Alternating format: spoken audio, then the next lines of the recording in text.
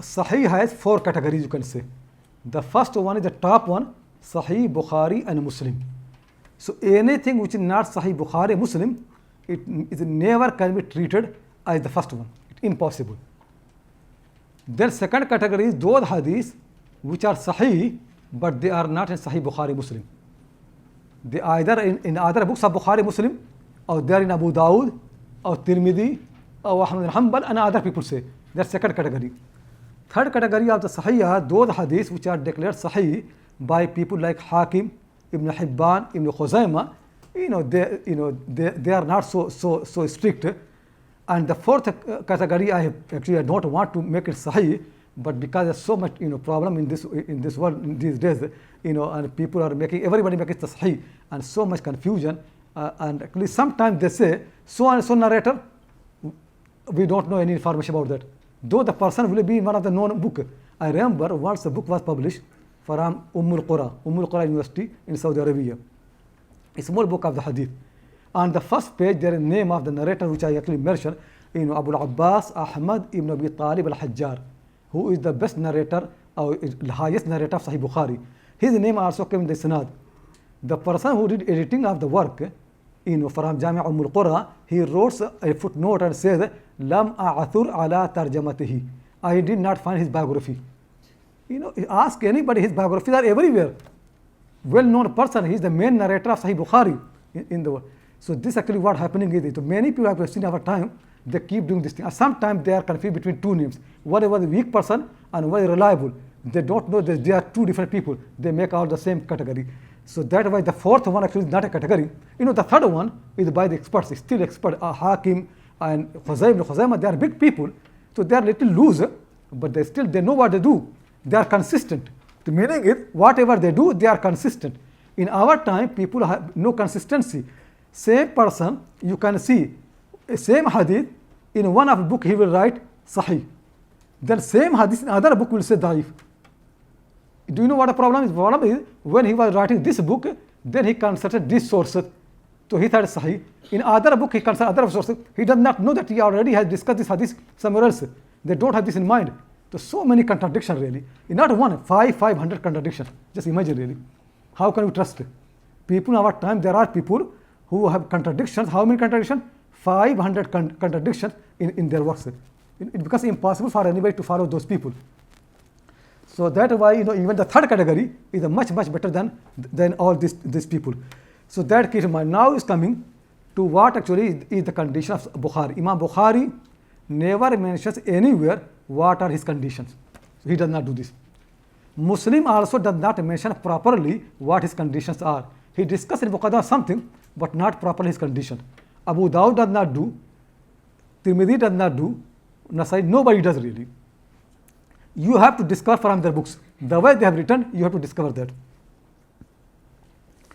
I have consulted all the books which are written on this thing. I don't want to read all them, but I will summarize the whole this argument to you. Simple thing is for Bukhari Muslim to include any hadith in their book, at least you need 5 conditions. First one is ittisal, second one is adala, the third one is dabt, the fourth one is adamu shudud, and the fifth one is adamul illa. And I'll explain to you all these 5 properly, so you know when a hadith comes in Sahih Bukhari, what actually happening is. Ittisal means the Bukhari will only include a hadith in his book when a student narrates from his teacher, and teacher narrates from his teacher, and teacher that he narrates from his teacher. Yani everybody must be taking from their teacher. For example, if I narrate a hadith and I miss out my teacher, I narrate from the teacher of my teacher, I miss one link, then it is not ittisal. Ittisal means connected. Every link must be mentioned properly. Is it clear? Everybody must be taking the hadith from their teacher directly. So like for example, simple example of the first hadith of Bukhari, like Bukhari mentions the first hadith Namal bin Niyat from Humaydi, from Sufyan, from Yahya ibn Sa'id al-Ansari, from Muhammad ibn Ibrahim al-Taymi, from Alqama, from Umar al-Khattab. Meaning is, Bukhari has got the hadith from Humaydi, Humaydi got from Sufyan ibn Uyayna, Sufyan got from Yahya ibn Sa'id al-Ansari, and Yahya got from Muhammad Ibrahim al-Taymi, and Taymi got from Alqama, and Alqama from Umar, and Umar got from the Prophet sallallahu alaihi wasallam. So then hadith is muttasil, the connected. If any link is missing, hadith never can be in Sahih Bukhari or Muslim. It's clear? But this is not what they look. Then they go far more than that. That's what you have to.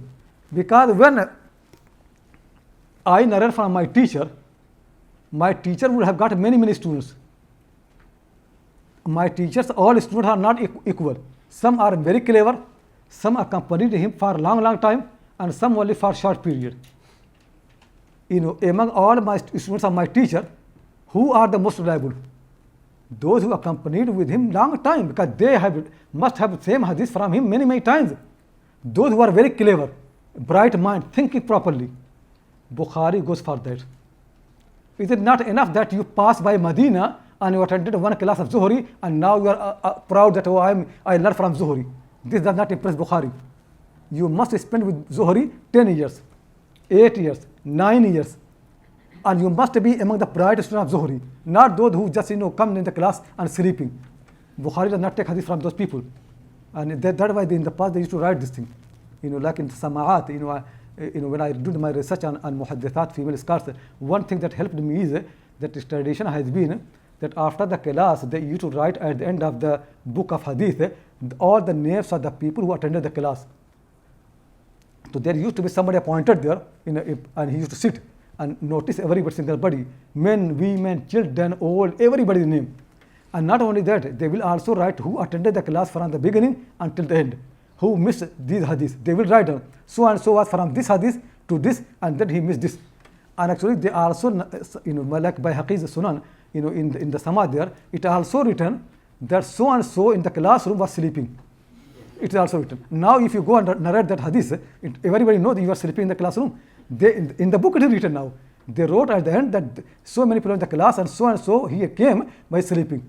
And also they write, this woman was there with her child, and the child started crying, so she looked at him, took him outside to make him quiet, and she missed these hadiths. That's also there. You never can do dishonesty. So much, things are. It is not enough that you say, I studied with Zuhri. That's not enough. Bukhari will ask you how many